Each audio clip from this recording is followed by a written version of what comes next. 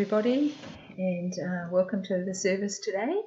I guess we thought when lockdown happened last Sunday night, just as we were celebrating the opening of the church, we got the message that we're into lockdown at midnight that night.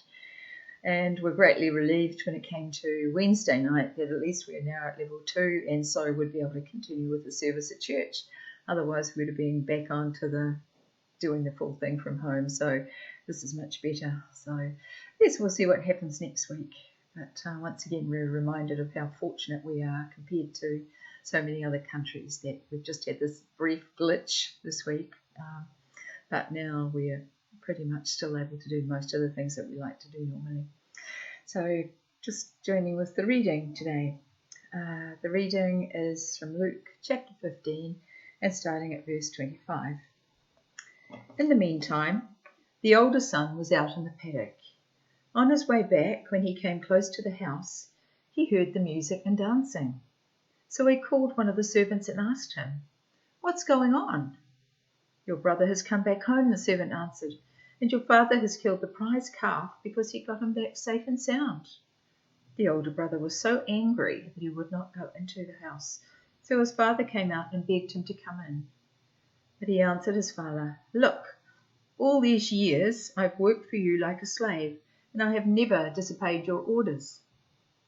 Not even a goat for me to have a feast with for my friends. What have you given me? But this son of yours wasted all your property on prostitutes, and when he comes back home, you kill the prize calf for him." "My son," the father answered, "you are always here with me, and everything I have is yours. But we had to celebrate and be happy, because your brother was dead, but now he is alive. He was lost, and now he has been found." Thanks be to God for his reading of his word. Amen.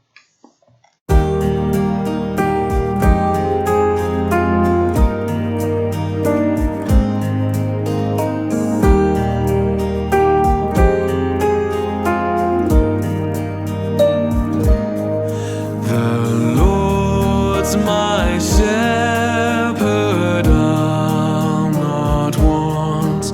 He makes me down to lie in pastures green. He leadeth me the quiet waters by.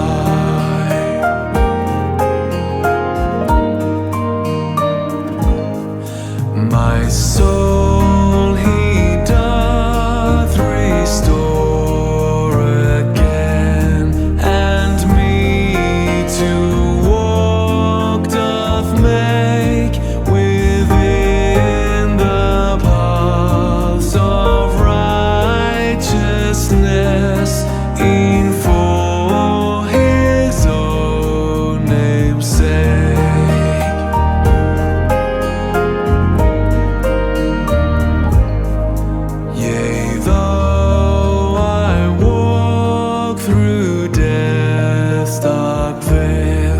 Yet will I fear no ill, for thou art with me, and thy rod and staff me comfort still.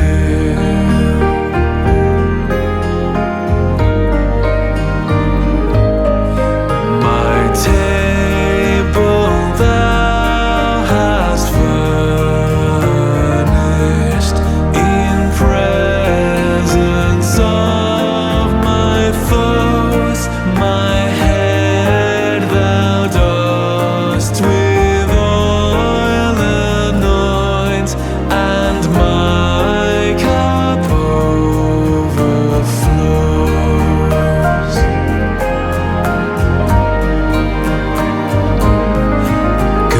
Goodness and mercy all my life shall surely follow me, and in God's house forever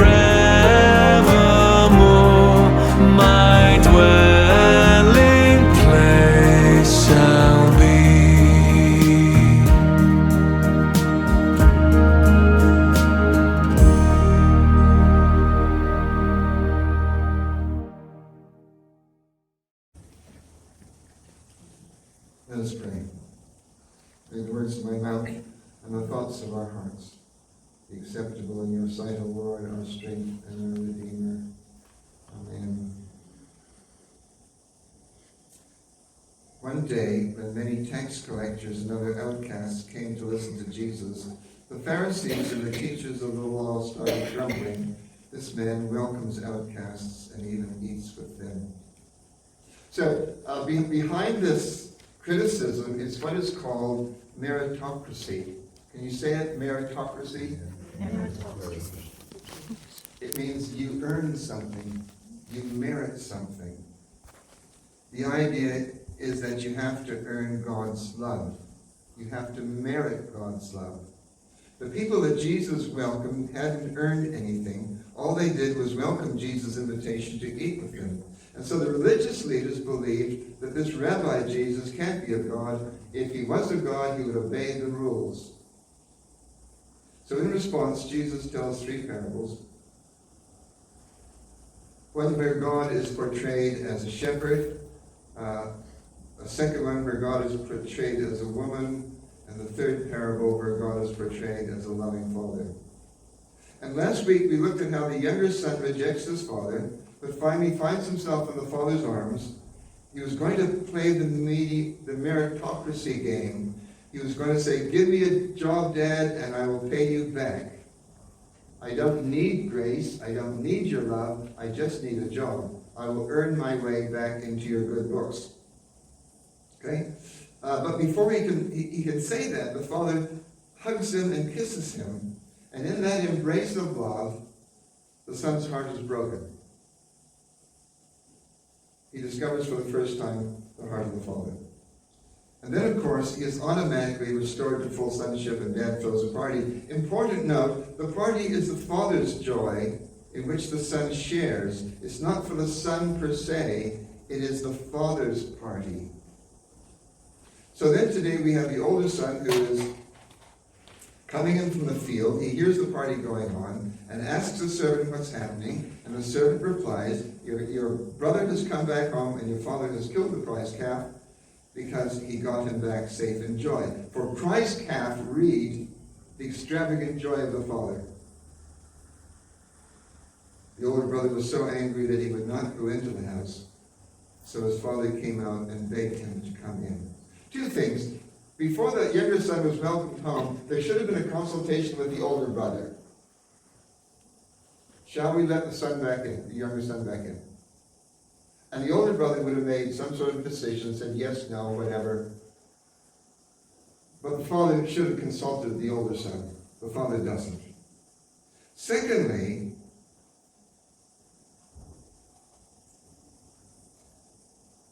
the son's refusal to come into the party is a slight on the father. All the other guests in the house would say, "What a terrible son. He's not coming into the father's house." And then the father goes out to him, and that would never happen in that culture. Nobody would expect the father to go out to the son. Again, the father's humiliating himself. You get the picture of this father. He humiliates himself over and over and over again in order to convey his love to his children. And then the son responds, "All these years I've worked like you for a slave, and I've never disobeyed your orders. What have you given me? Not even a goat. But this son of yours wastes all your property on prostitutes, and when he comes back home, you kill the prize calf for him." There's an interesting touch here that Jesus puts in. The younger son, Jesus had said, wasted his money on reckless living. That's what he did. He wasted his money on reckless living. The older son exaggerates the younger son's behavior and says, he wasted your property of prostitutes. Do we ever exaggerate things when we're trying to put somebody down? Some of you honest people do. You make it sound worse than it really is. This is what the older son is doing. He's making it sound worse than it really is.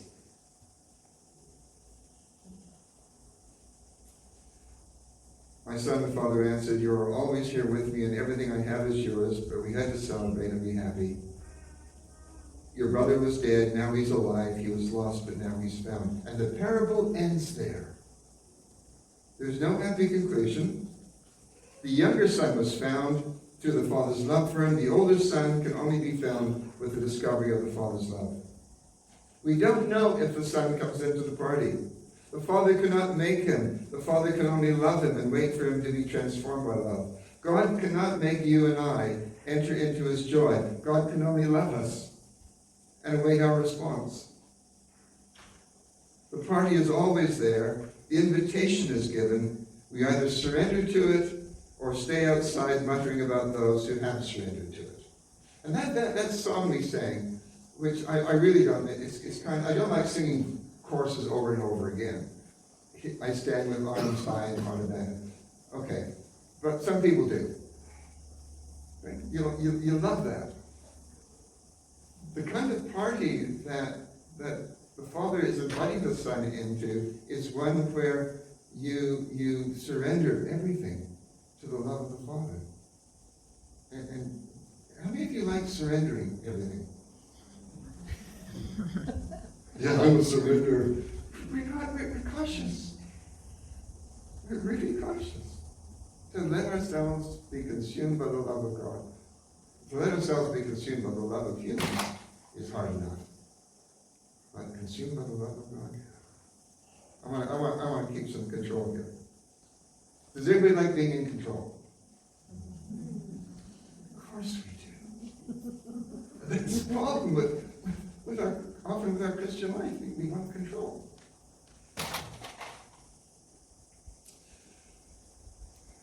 I suggest there are 4 identities in the parable, and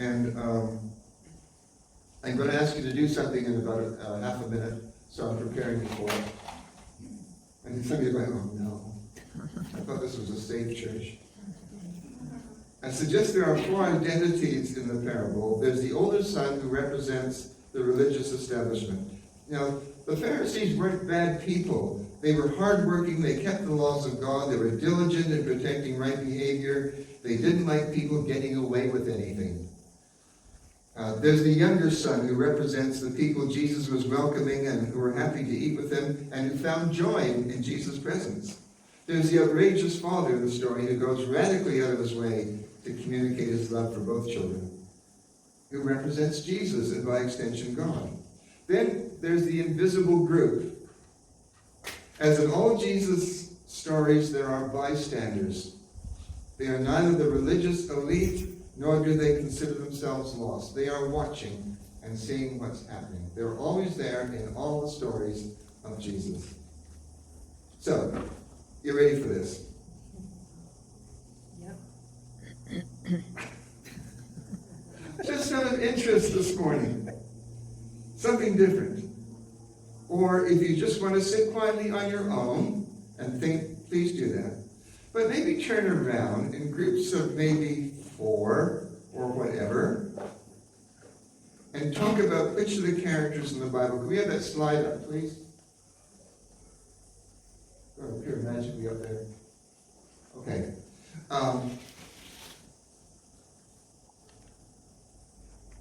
Have a chat amongst yourselves.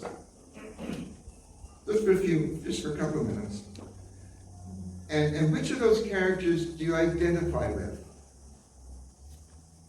Mostly. Are you the older son? Are you the younger son? Are you the father?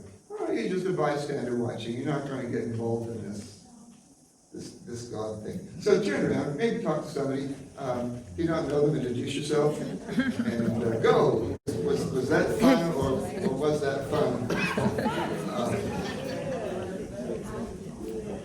Now, there's no right or wrong answer. But just for the sake of just interest, did anybody identify with the older brother? Yeah. Yeah. Joyce was the older brother's wife.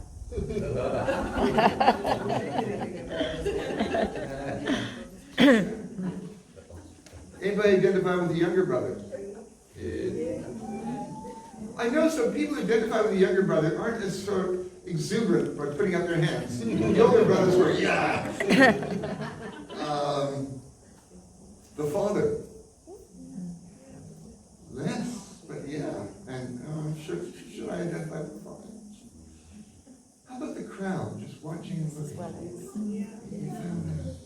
We thought, well, I thought that you can be all those people in different situations. You don't always fit into one all the time.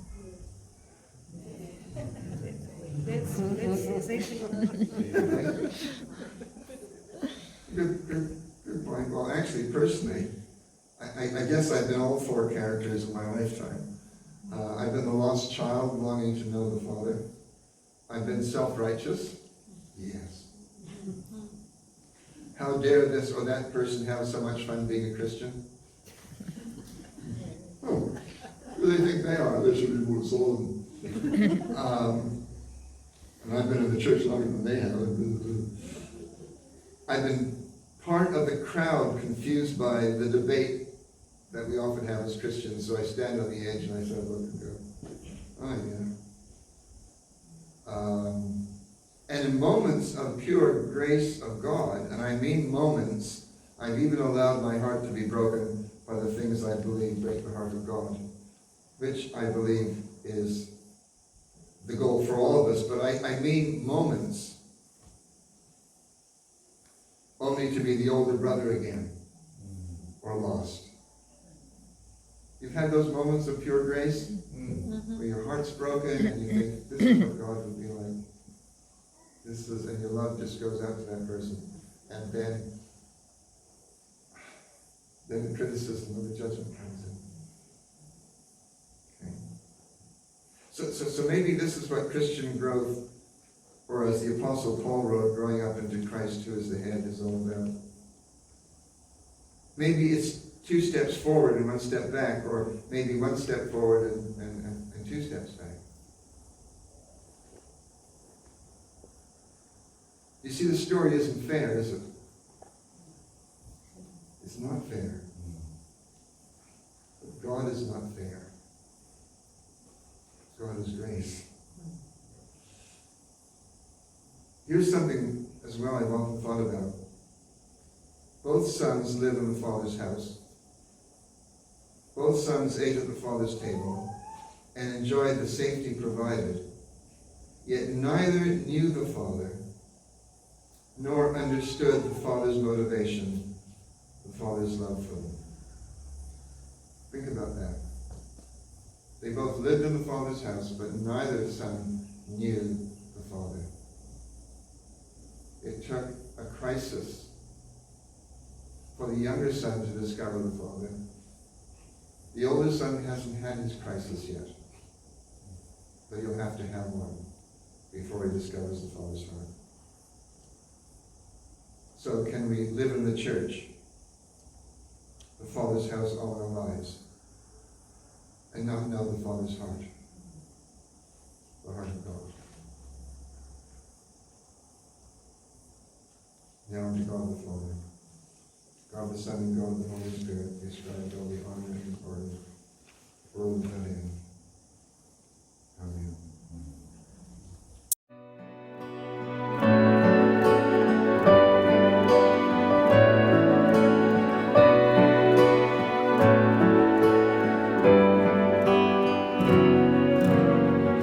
From him you came, helpless babe, entered our world, your glory veiled, not to be served but to serve, and give your life that we might live. This is our God, the servant's King. He calls us now to follow him, to bring our lives as a daily offering of worship to the servant's King. There in the garden of tears, my heavy load he chose to bear. His heart with sorrow was torn, yet not my will but yours, he said. This is our servant king. He calls us now to follow him, to bring our lives as a daily offering of worship to the servant king. Come see his hands and his feet, the scars that speak of sacrifice, hands that flaunt stars into space, to cruel nails surrender. This is our God, the servant king. He calls us now to follow him, to bring our lives as a daily offering of worship to the servant king. So let us learn how to serve, and in our lives enthrone him, each other's needs to prefer, for it is Christ we're serving. This is our God.